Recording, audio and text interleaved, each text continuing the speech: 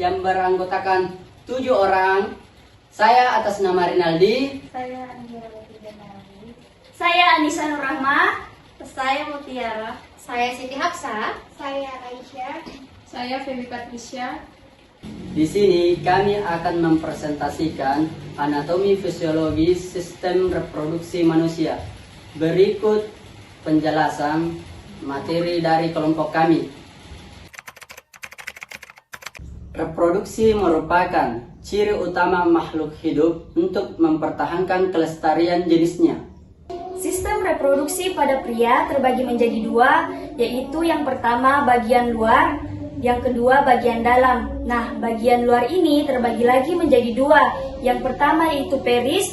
Bagian luar adalah organ reproduksi pada laki-laki yang berfungsi sebagai saluran kencing atau urin dan saluran sperma.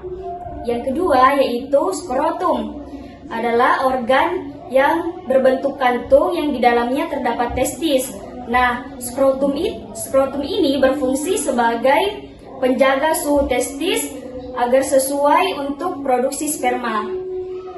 Dan sistem reproduksi bagian dalam pria terbagi menjadi 8. Yang pertama, testis adalah gonad pria yang menghasilkan sperma dan hormon pada pria. Yang kedua, epididymis adalah saluran berkelok-kelok tempat pematangan dan penyimpanan sel sperma sementara sebelum dikeluarkan. 3 yaitu vas deferens. Vas deferens adalah saluran yang melekat di sepanjang medioventral pada permukaan ginjal. Vas deferens memiliki fungsi yaitu menghubungkan epididymis dan uretra. Yang keempat yaitu uretra. Uretra adalah saluran yang menghubungkan kantong kemih ke luar tubuh. Uretra memiliki fungsi yaitu sebagai saluran pengeluaran sperma dan juga urin. 7. Kelenjar reproduksi adalah kelenjar endokrin yang menghasilkan gamet sel germinal. 8. Versicula seminalis adalah sepasang kelenjar di sepanjang bagian belakang dasar kandung gemi pria. Sistem reproduksi wanita terbagi menjadi 2, yaitu bagian luar dan bagian dalam. Bagian luar terbagi menjadi 2. Yang pertama, vulva, yaitu suatu celah paling luar dari alat kelamin wanita. Kedua, labium mayora. Dalam labium mayora adalah lipatan besar yang di dalam terdapat lipatan kecil. Selanjutnya yaitu vagina. Pengertian vagina itu sendiri adalah merupakan saluran yang menghubungkan lingkungan luar dengan rahim, yang dilapisi selaput membran yang disebut dengan selaput darah atau hymen, yaitu selaput yang melindungi vagina dan mengandung banyak pembuluh darah. Vagina ini berfungsi sebagai organ reproduksi dan saluran untuk aliran darah menstruasi dan rahim dan jalan keluar lahir bayi. Yang kedua, oviduk atau tuba fallopi berfungsi sebagai tempat fertilisasi atau pembuahan yang terjadi pada sepertiga awal oviduk. Berjumlah sepasang, merupakan penghubung ovarium dengan uretrus.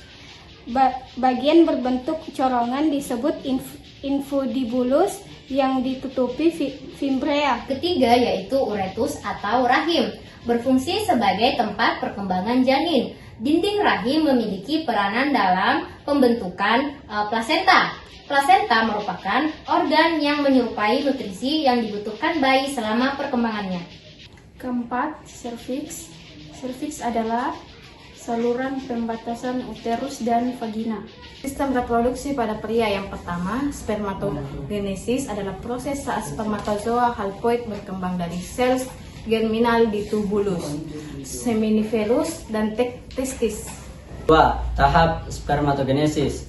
Spermatogenesis terbagi menjadi 5 tahap. Yang pertama, spermatogonium, merupakan tahap pertama pada spermatogenesis yang dihasilkan oleh testis. Spermatogonium terbentuk dari 46 kromosom dan 2 N kromatid.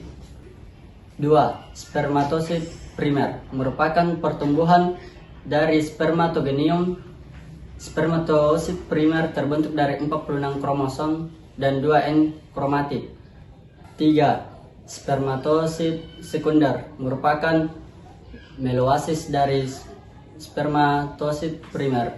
Pada tahap ini terjadi pembelahan secara meiosis spermatosit sekunder terbentuk dari 23 kromosom dan N nikromik. Keempat, spermatid merupakan meiosis dari spermatosit sekunder. Pada tahap ini terjadi pembelahan secara meiosis. Yang kedua, spermatid terbentuk dari 23 kromosom dan 1 N kromatid. Yang kelima, spermatozoa merupakan diferensiasi atau pemantangan dari spermatid. Pada tahap ini terjadi diferensiasi. Spermatozoa terbentuk dari 23 kromosom dan 1 N kromatid dan merupakan tahap spermatozoa yang telah matang dan siap dikeluarkan. Yang ketiga yaitu struktur sel sperma yang terbagi menjadi 4. Yang pertama yaitu akrosom atau kepala, mengandung enzim hyaluronidase, protase, dan antifertilizin yang berfungsi untuk menembus materi ovum. Yang kedua yaitu nukleus, mengandung materi genetik haploid, simbolnya yaitu huruf N kecil. Yang ketiga, leher, mengandung mitokondria yang menghasilkan energi untuk pergerakan sel. Yang keempat yaitu ekor, alat gerak sel sperma untuk berenang. Yang keempat yaitu hormon kelamin pada pria. Hormon kelamin pada pria terbagi menjadi 4. Yang pertama yaitu hormon penstimulasi folikel atau FSH. FSH berperan penting pada perkembangan dan fungsi. FSH membantu mengontrol produksi sperma. Jika FSH terlalu sedikit atau terlalu banyak, akan menyebabkan masalah seperti infeksitivitas, menurunnya gairah seks, dan pubertas dini. Kedua yaitu hormon luteinizing atau LH. LH menyebabkan testis membuat testosteron untuk memproduksi sperma. Normalnya kadar LH tidak banyak berubah. Terlalu banyak atau sedikit LH akan menyebabkan masalah. Yang ketiga yaitu hormon estrogen.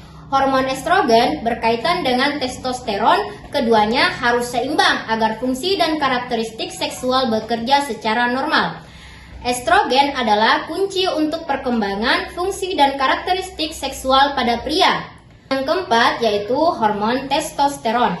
Hormon testosteron adalah hormon yang bertanggung jawab untuk perkembangan karakteristik seksual pada pria. Testosteron adalah jenis androgen yang diproduksi oleh testis selama yang disebut sel Leydig.